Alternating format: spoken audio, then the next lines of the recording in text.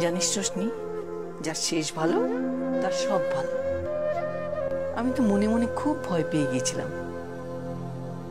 বিমলেন্দুর চোট খুব বড় কিছু না হলেও ও যদি আশ্রমের নামে অভিযোগ করত, তাহলে এই বয়স্ক লোকেদের কতদিন ধরে টানা হেঁচড়া চলতো কে জানে। ঠাকুর সব দিক দিয়ে রক্ষা করেছেন আমাদের। সত্যি ভালো মা।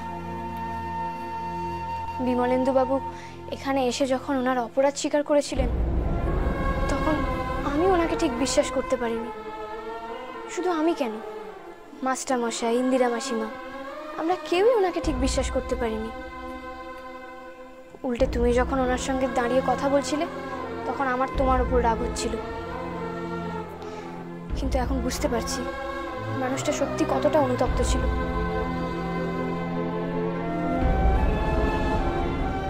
আর এই লোকটাকে কি না আমরা সবাই মিলে, ছি ছি ছি ছি।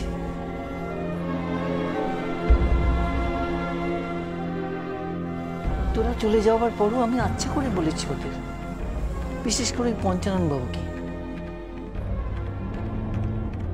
ওনার জন্যই তো সবাই খেপে উঠেছিল তখন।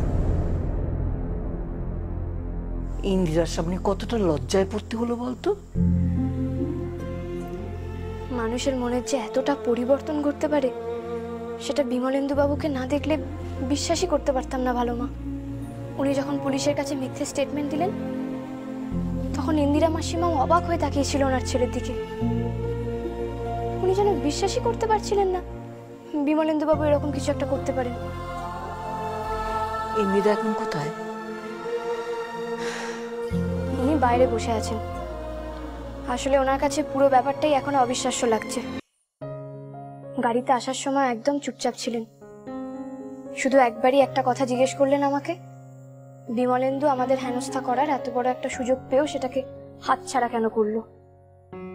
আসলে ইন্দিরার মনে এখন একটা ন্যায় অন্যায়ের যুদ্ধ চলছে।